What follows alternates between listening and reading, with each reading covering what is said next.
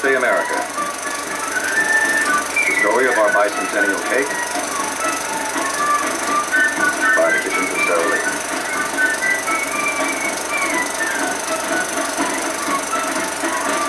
It was July 3rd, 1976 in Philadelphia.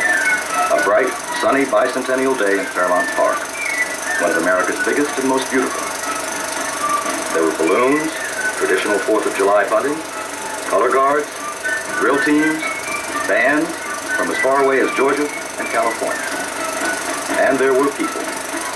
Before the day was over, almost 60,000 people, all drawn to Memorial Hall, built for the nation's 100th birthday, to see the world's largest birthday cake, Sara Lee's gift to the nation in honor of our 200th birthday. Topped by an American eagle with an 8-foot wingspan, the great cake was 50 feet and 8 tiers high, 42 feet wide at its base, and weighed 40,000 pounds. Like all great projects, the record-breaking cake started with careful planning by a team of experts that ranged from confectioners to truck drivers and mechanics to purchasing agents. Pastry chefs combined with engineers to design a cake large enough for such a big occasion, distinctive enough to be remembered, and, of course, good enough to eat. At New Hampton, Iowa, home of a major Sara Lee bakery, production of the great cake started with the making of supersized chocolate cakes that would finally be assembled with frosting, tier by tier, to create the once-in-a-lifetime cake for Philadelphia. Standard production procedures and quality controls were maintained, though special shifts worked against tight deadlines to produce the thousands of sheet cakes required. How much sugar? How much flour? Sara Lee doesn't share its recipes, but New Hampton made a lot of cake. Once frozen, the cake was loaded into Sara Lee trucks for a formal send-off from downtown New Hampton. It was a nice party. Photographers were on hand. There were samples of cake. But the high point was the loading of New Hampton's birthday card to Philadelphia. A 4-foot by 8-foot greeting designed by the Arts Club and signed by almost everybody in New Hampton. Meanwhile, at Sara Lee headquarters in Deerfield, Illinois, expert decorators prepared side panels for the great cake. Spreading and layering rich buttercream frosting, then swirling it into patterns that would match on every panel. Ribbons of red, white, and blue ornamental icing were the final decorative touches. These tasty decorations made the trip to Philadelphia in trucks with specially constructed racks to cushion the ride. In a special workshop at Deerfield, Sara Lee's famous pastry chefs created the highlights of American history that made the great cake a tribute to America's 200 years of achievement.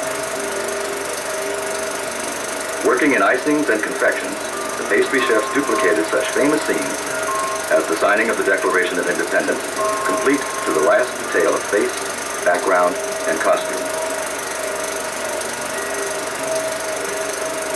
Starting from authentic historical materials and a draftsman's scale design, the pastry experts completed 120 pictures, symbols, and portraits in royal icing.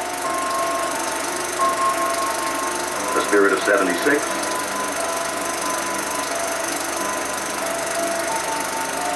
the Chicago Fire,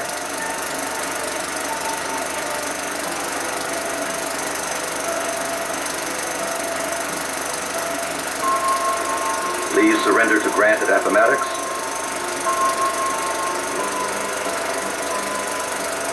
the Great Seal of the United States,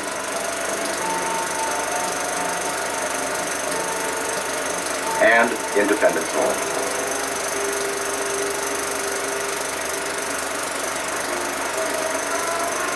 Right on schedule, everything was ready, and Sara Lee's Deerfield neighbors gave the truck convoy a send-off. The Deerfield High School band played. There was a color guard from nearby Fort Sheridan. Speeches were made, pictures taken, and Deerfield's mayor sent greetings and gifts to Philadelphia.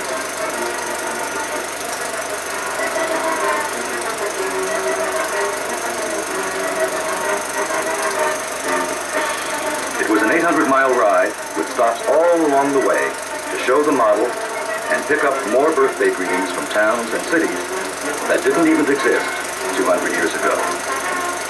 Sara Lee people like these and hundreds more made it possible in a special effort of caring and pride.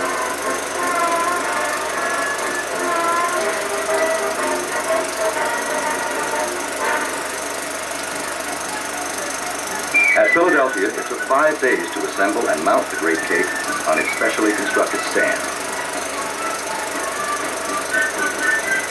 New Hampton's cakes were frosted together to make tiers. Deerfield's buttercream panels and edible history lessons were added. Finally, the last piece was placed, and the cake was ready for formal presentation to Philadelphia and the nation. Sara Lee President Thomas Barnum greeted Mayor Frank Rizzo on the steps of Memorial Hall. After an exchange of gifts, including New Hampton's giant birthday card, the two cut the ribbons and the cake tour began.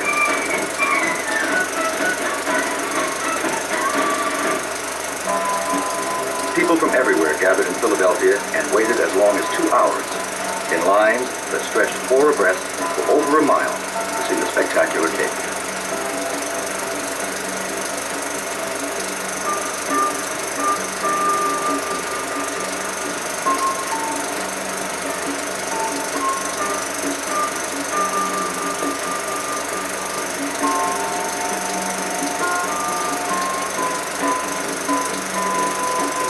They admired the tasteful history, moved over the side, and got a sample as they left.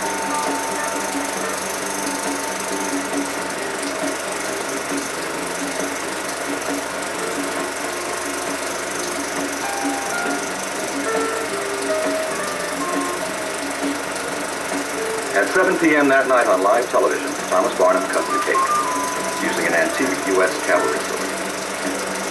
Slices were distributed to young people specially chosen in their home states to represent the original 13 colonies.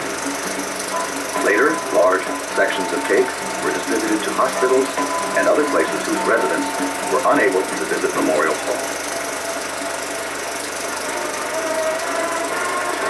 It was a great cake and a great day. It will be remembered in history and reported in the record book